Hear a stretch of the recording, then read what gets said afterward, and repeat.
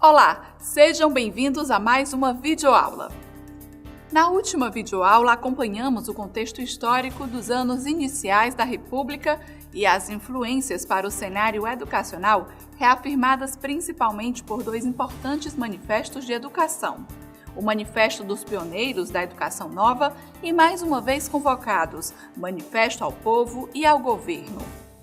Para avançarmos nesta compreensão histórica, nesta videoaula vamos discutir sobre o contexto educacional desenvolvido em nosso país a partir dos cenários sociopolíticos sobre os quais se configuraram a ditadura militar e o processo de redemocratização.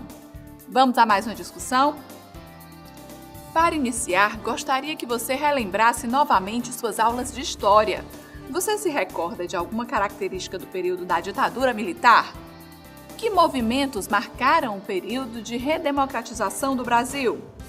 Você certamente deve lembrar que estes movimentos repercutiram significativamente na história do nosso país. Foram anos difíceis, era restrita a liberdade de expressão das pessoas, havia muita censura na televisão, nos jornais, nas letras das músicas e nas escolas e universidades. A cidadania e direitos sociais e políticos foram negados. Mas como estava organizada a educação durante esse período? A educação foi tratada como um instrumento de controle moral, mas pouco a pouco as reivindicações por escolas públicas foram se efetivando, sobretudo após a década de 60, marcada pelas pressões do contingente populacional que migrou do campo para as cidades. Com isso, os governos estaduais e municipais, pressionados, tiveram que responder às reivindicações de moradia, escola, postos de saúde e transporte urbano. Na educação escolar, foram necessárias, então, ações concretas para dar respostas às demandas populares. E as escolas, como estavam organizadas? Uma escola para as elites propedêutica e diurna e outra escola para os trabalhadores, diurna e noturna, em alguns casos profissionalizantes. As escolas públicas criadas pelos municípios, Estado e União dos anos de 1940 a 1960 eram administradas de forma vertical e centralizadas na figura do diretor. Esse diretor comandava as ações da escola. Todos deviam obediência e o acatamento de suas ordens ao diretor e aos supervisores. Nessas escolas, transmitiam lições e formavam estudantes para resignação, submissão, obediência e aceitação de verdades prontas e imutáveis.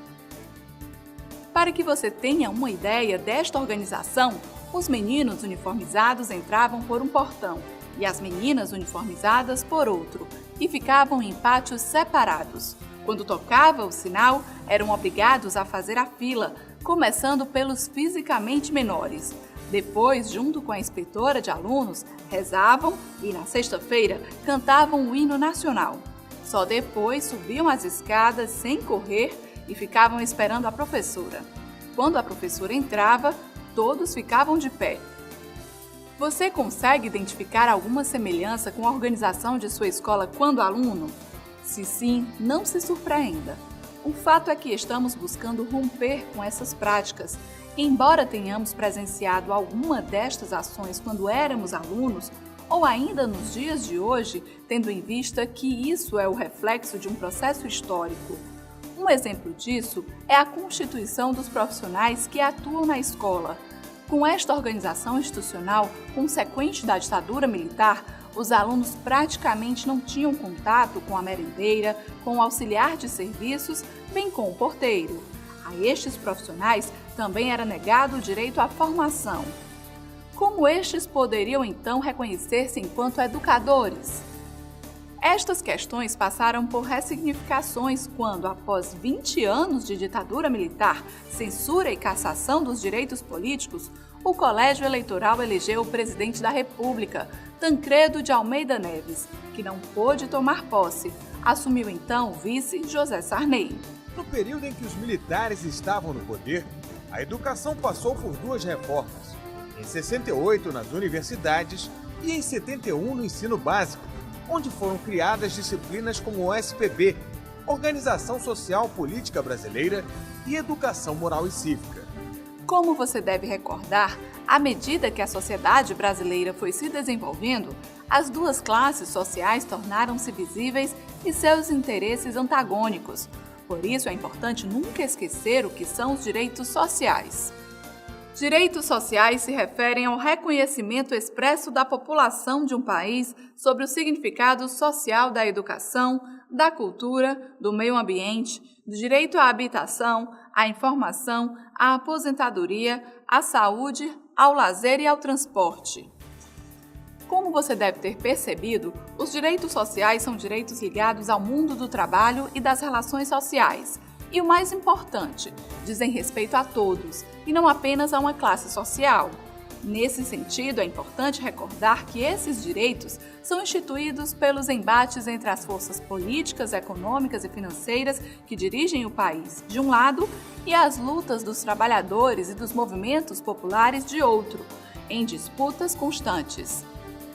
Com essa consciência, a partir da nova República, 1985, os profissionais da educação se organizaram em sindicatos, entidades científicas, associações, congressos, fóruns e movimentos populares. Realizaram greves, congressos de educação, elaboraram projetos de lei e o Plano Nacional de Educação, proposta da sociedade brasileira. Participaram também de audiências, organizaram seminários, debates, cursos e propostas de políticas em defesa dos direitos sociais, em especial a educação pública, gratuita, laica, democrática e de qualidade social. Antes de finalizarmos esta aula, que tal refletirmos um pouco sobre essa história que relembramos? Após um longo período de ditadura, com a redemocratização, foi possível conquistar e reconquistar muitos de nossos direitos sociais. Por isso, você, trabalhador da educação, além de realizar seu trabalho diário, precisa lutar e defender os direitos sociais sempre. E para isso, é preciso defender a educação pública, uma vez que é ela um dos espaços que formam e informam os cidadãos do futuro. Por isso, pensemos como o escritor Rubem Alves, ao tratar sobre a escola e seus objetivos de formação. Ele nos diz: há escolas que são gaiolas, há escolas que são asas. Escolas que são gaiolas existem para que os pássaros desaprendam a arte do voo. Pássaros engaiolados são pássaros sob controle. Escolas que são asas não amam pássaros engaiolados. O que elas amam são pássaros em voo. Existem para dar aos pássaros coragem para voar. Chegamos ao final de mais uma videoaula, mas antes, que tal relembrarmos o que aprendemos? Ao longo das discussões desta videoaula, você viu que a ditadura militar introduziu, por meio da educação, formas de controle moral nas escolas e nas universidades. Foi um período de cassação de direitos políticos e dos direitos sociais. Viu também que ser cidadão, educador e gestor é não acreditar que as desigualdades sociais são naturais. Por isso é preciso defender sempre os direitos sociais conquistados com muita luta. Agora é com você. Lembre-se de que, além de assistir esta videoaula, é importante que realize a leitura do material de estudo, se possível ampliando seu repertório com pesquisas. Após este momento, não esqueça de compartilhar seus questionamentos e contribuições com o grupo nas discussões do ambiente virtual. Nos vemos na próxima videoaula. Bons estudos!